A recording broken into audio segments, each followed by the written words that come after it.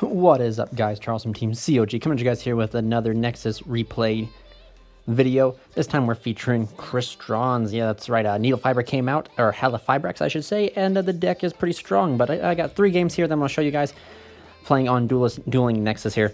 And we're going to pretty much showcase you guys the deck and showcase you guys kind of the strategy of the deck, if that makes sense. It's a grindish, control-based strategy. You're supposed to manipulate on it's like a very reactive deck, as long as you guys can see with Starlight Junction up there, which is apparently on your opponent's turn. If you synchro summon, you can spin a face-up card, I believe, back to the deck, which is extremely powerful in a deck that can like quick play synchro.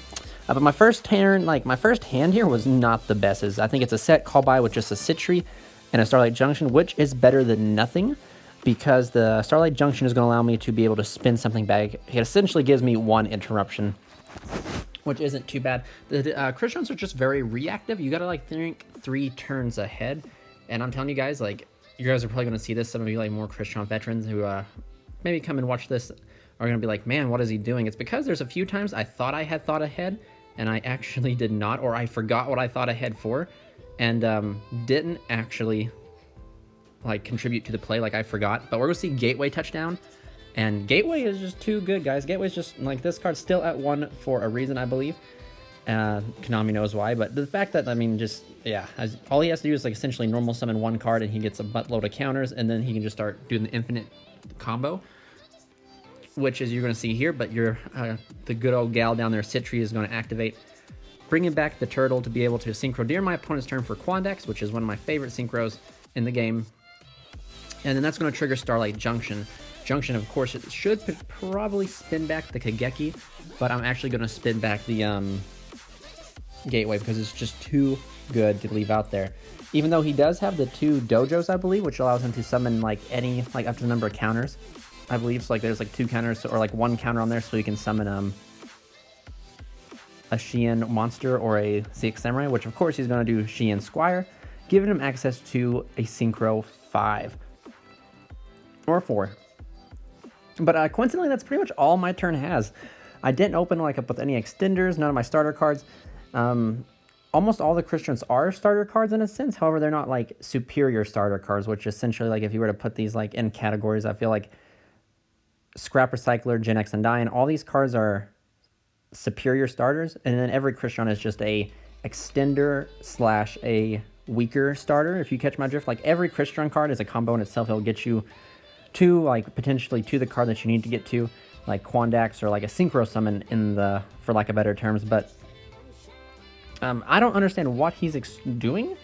I'm actually quite surprised here that he didn't make Isolde or anything like that to kind of like get more cards out. I wonder if he kind of same thing, lost track of what he was doing and kind of like had to reap. Except for this isn't the game where I lost track of what I was doing. That's the last game, which is a super long game if you guys will stick for it here. But also, guys, if you guys have stuck this long in the video, please remember to check out all of our links down in the description below.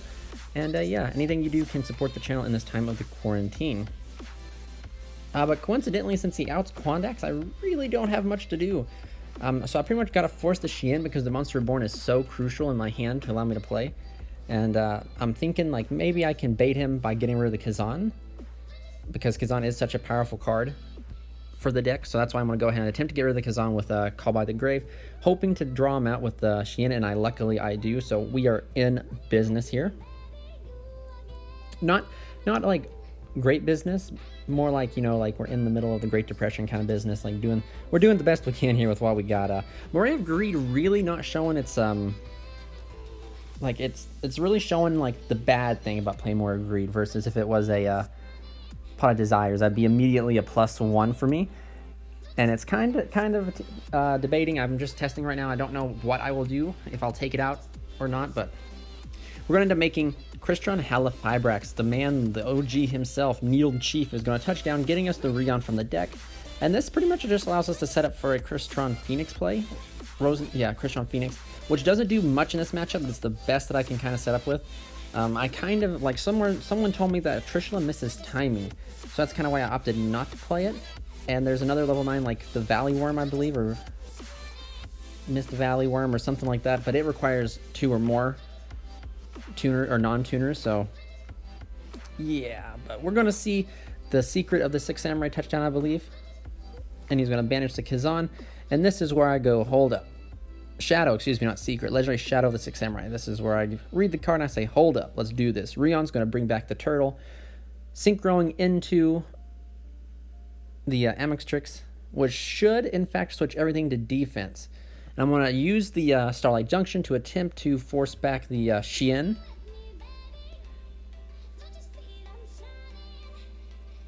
And then see, this is where I kind of mess up, I believe. I hit no here. At least, yep, and I hit no. Or no, I activate the Amextrix effect. And then I chain the Needle Chief, which I do believe that would mean like the Amextrix does miss timing. Or maybe maybe there was a misclick there and I thought I switched all monsters to defense, but maybe it was a misclick, I'm not too sure at the current moment. But Xian's just going to touch down again. Oh, now see, if I was him, I would potentially take that, oh, well, never mind, that's his, whoops. He's kind of in a difficult position. This is actually going to be, Xian's 2,500.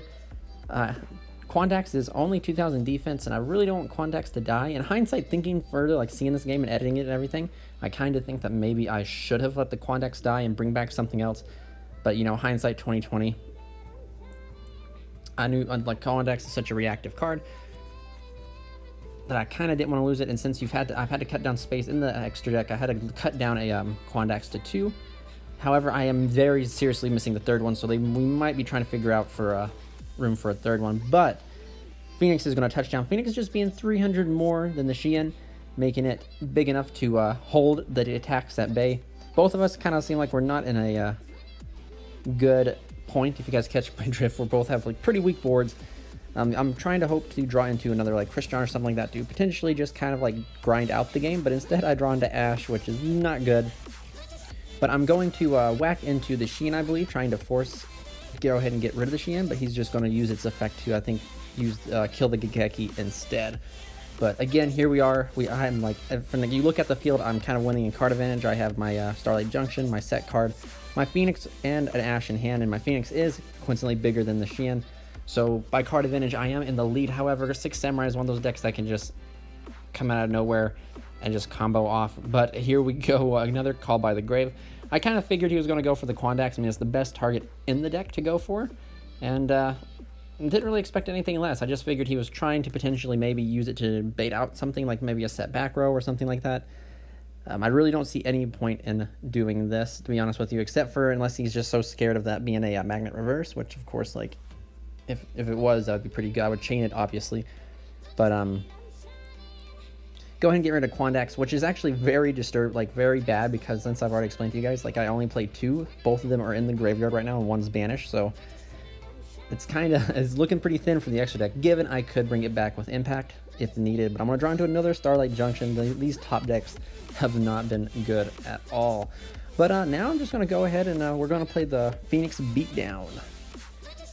We're just going to go ahead and use Phoenix to kind of just smack into the Xian, and that's how we're going to do. We're going to do primitive Yu-Gi-Oh here, and I have the bigger monster. In a simplified game state, I win. And without further anything else, that's what I'm going to do. I'm just going to pass it over. But Needle Fiber does add it. Like, I'm still not too comfortable. Like, even with the deck prior to Needle Fiber, or Halifibrex, excuse me, I was testing, and I wasn't like super comfortable with the way the deck functioned.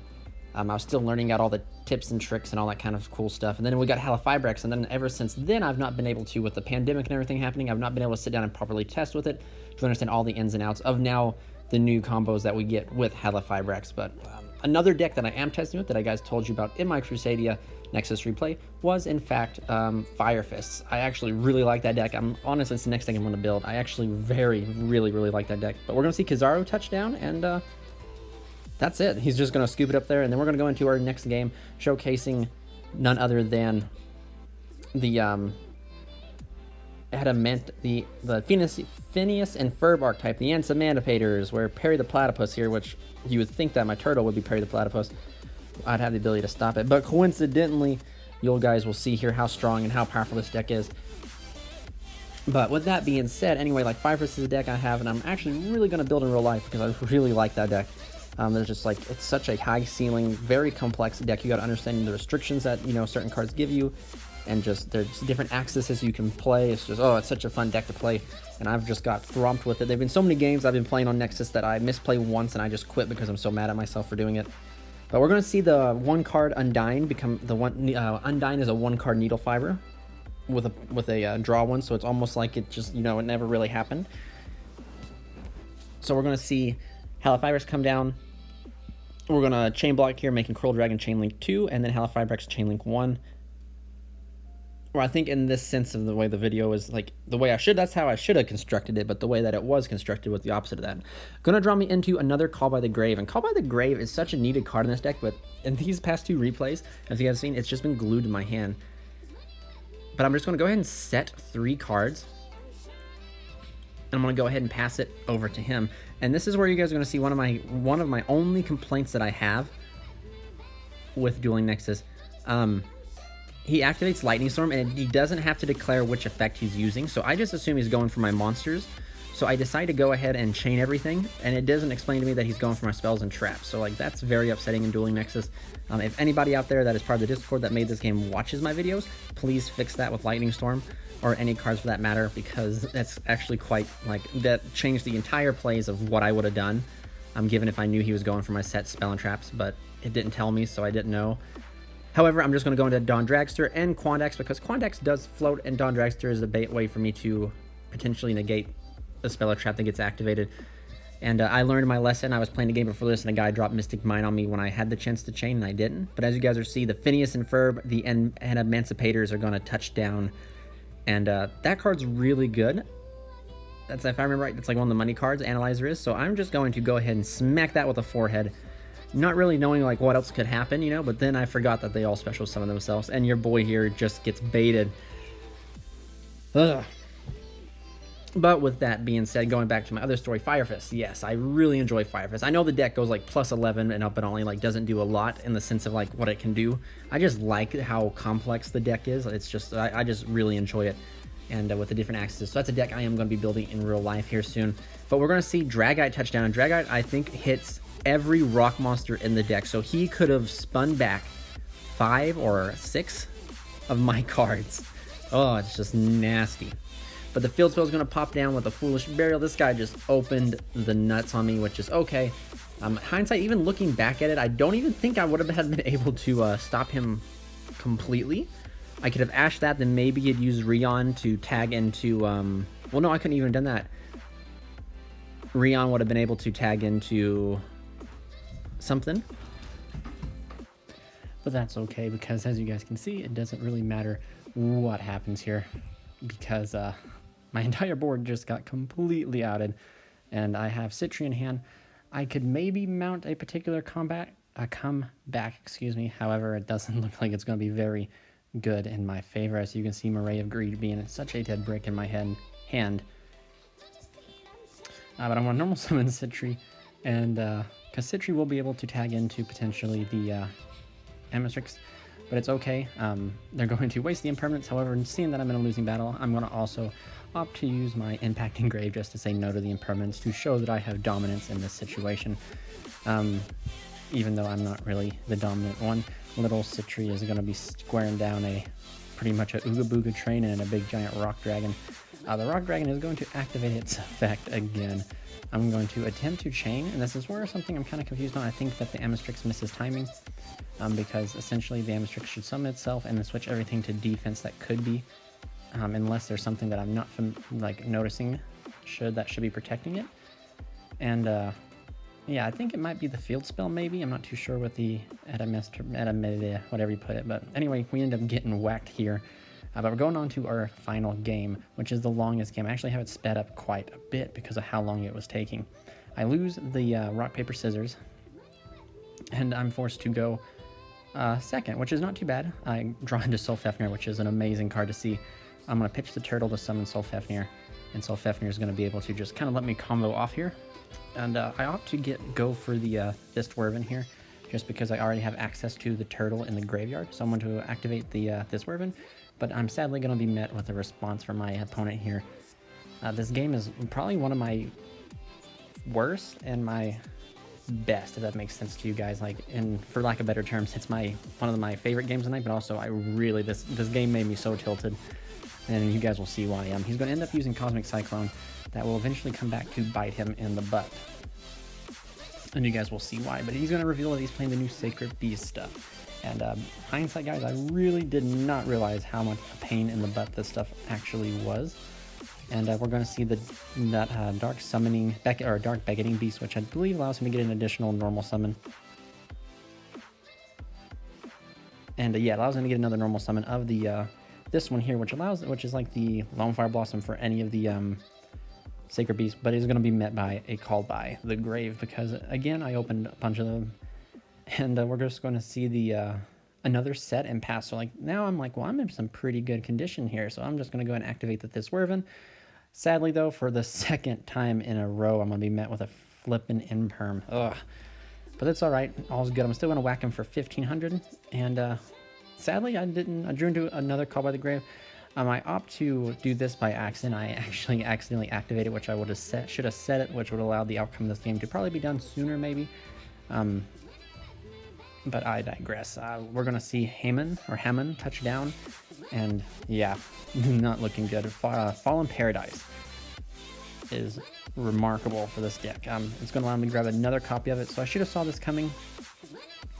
In the hindsight, but what made me so mad was that I kept trying to get rid of this Fallen Paradise so I could get rid of the Hammond, or Hammond, however you want to pronounce his name, the raw knockoff, and it's just very upsetting.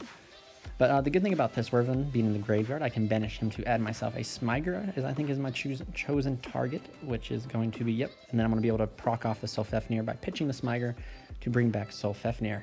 Solfefnir is a Minatory effect he must activate, and then I'm going to summon out use Rosenix effect to just target to destroy himself to bring out Citri. So here we go. We got our engine kind of going here. And knowing that I am Smyger's in the graveyard, so I should be able to banish the Smyger to grab myself the Crystron Impact. I'm going to go ahead and activate Starlight Junction, which is going to be a super powerful card for this deck. I know some people don't opt to play it, but I just think the deck does not do enough without it. Like, you need that extra form of removal on top of the already types of interruptions and reactive stuff you're doing on your opponent's turn. Fallen Paradise is going to activate, or I think it should activate. Let him draw more cards, but this is the Beckoning Beast is going to be summoned. I'm going to activate Impact to bring back, I do believe I'm going to bring back the Smyger, I think, or the Thiswerven, but I'm going to chain the Citri to that to go ahead and go into my boy Quandax here, and then I'm going to summon back the Thiswerven. In hindsight, in my extra deck, I did not have Black Rose, the OG Black Rose, and this is where I would have gone for the OG Black Rose and nuked everything. However, I didn't have it in there because I had White Aura Whale, and I thought White Aura Whale should be good enough. But you guys are going to see I'm going to use this Starlight Junction here to particularly spin back the Fallen Paradise, I believe. But I'm also going to chain my other Impact to bring out the Citri. So now I'm loaded up for a Carrion Quandax play, but get this. As I know, he had another one, which is so annoying. However, not much you can do here, so I'm going to go ahead and summon out Carrion Quandax. Should have put him in defense, looking at it now, but that's okay. I'm going to be able to banish the Beckoning Beast, excuse me, and pretty much stare down this Hammond. Gosh, I can't hear. Knockoff chicken with my Carrion Quandax, but sadly he's not big enough. But he's going to be able to draw 2 more cards off the Fallen Paradise, which is absurd. But Carrion Quandax is going to activate and allow me to float out. And I think I'm going to choose the Turtle, because he has the biggest booty. And I can potentially pop him off and put him back in the graveyard for Citri to be able to bring back Quandax. But he's going to set a card. I'm going to opt to use Thiswerven, I believe. This is where kind of like my plays get kind of crazy here. Believe it or not, I was kind of in a sense thinking what I was doing. However, there's just a few misplays that happened that I wouldn't even say misplays, it's just kind of lack of reading cards or understanding what's happening. So remember, guys, always read cards, always know what's going on so you don't make these detrimental mistakes. When you're playing online, it kind of happens. However, like in a real tournament section or in a real tournament setting, please remember to do that. Just make sure to read every card, don't do not read a card. It'll bite you in the butt in the long run. But here we go. I'm going to send out Rion. Rion's just going to be able to get me into, I think I was trying to shoot for, shoot, I can't remember. I think I was trying to go for the White Orwell because one of my subscribers told me to try it out. So, of course, I actually bought the card, and I'm going to attempt to try it out just as another Synchro 8 target. I might end up dropping the Draco Berserker, maybe. I'm not 100% sure what's going to happen. As soon as I get the cards, I can start actually testing with it a little bit more thoroughly. And once I play a test, when I have the cards in my hand, I test better and I can come to more adequate, more adequate results. So I'm going to go ahead and make the Quandax because Quandax is just so good. And I'm just going to go ahead and attempt to pass it over to him. So I have Ash in my hand. Essentially, I'm on the defense. He's going to activate Cosmic again. So he's paid 2,000 for the Cosmic, hitting the dead Murray. Which is kind of, I mean, Murray is just so, like, it's just, yeah, it's iffy in this deck. I kind of want to play Desires. That Fallen Paradise is going to be met with Ash Blossom. I'm tired of you drawing cards, dude. So take this, take a forehead. We're going to end up using Impact here. I'm hoping to be able to live stream here shortly, be able to live stream some Dueling Nexus duels, like go through and, like, play just for everybody, you know, like you guys can hop on and play and everything like that. So, but again, I'm trying to set myself up for this White Orwell because I'm thinking that White Orwell will be able to pop through and destroy the Heyman, but it doesn't. So I'm going to end up using Starlight Junction to shuffle back that Fallen Paradise because, you know, I just want to go ahead and get rid of it so then I can start doing things. However, it doesn't happen. So White Orwell gets sent to the graveyard. However, I am going to use the White Orwell's effect to banish the Citry to bring it back. I'm still trying to figure out how in the world I'm going to be able to get over this Haman or Heyman, however you pronounce his name, this Lord of Striking Thunder. I have no clue I'm going to get over it because he's 4,000. He can't be targeted and stuff like that. It's just, it really goes to show you how, like, when you're like, even though like your deck can do a whole bunch of cool things, if you have just a big enough monster out there that's unaffected by stuff, Masterpiece, you really can't do much to it. But I, however, have a plan, and you guys are going to see that plan come into fruition here. It's going to end up summoning, and this is where I think I didn't mess up, but I should have messed up, because my idea was to get to the Coral Dragon, to use the Coral Dragon and the Link Spider to make Helifibrax. However, I mess up here, and I don't do that, actually. And it's actually a good thing that I didn't. The reason I was going to do the Coral Dragon and the Link Spider so I could get that draw, so I could potentially draw into something to help out this.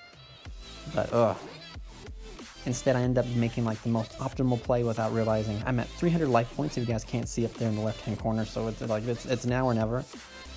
But I'm going to go ahead and special out the Citry using the Turtle Engrave, and I'm going to use the Citry and the Link Spider to make Helifibrax. Helifibrax is then going to beam out from the deck the Citry again, and this is where I see my next level of play. That good old, not so used, that Crystron Amastrix is going to be able to turn that 4,000 beater to defense, where my White Orwell can do piercing. So the writing's on the wall. As long as this guy doesn't have anything that can like stop me, I have lethal for game without even meaning to go for it. But this is where it really shows you how much Crystrons are, like, you know, like how it's such a complex deck, and you have to like think a few turns ahead, otherwise you just kind of like mess up quite a bit. But anyway, guys, thank you guys so much for watching. Remember to like, comment, and subscribe, and stay tuned for more Nexus replays. Charles from Team COG signing out.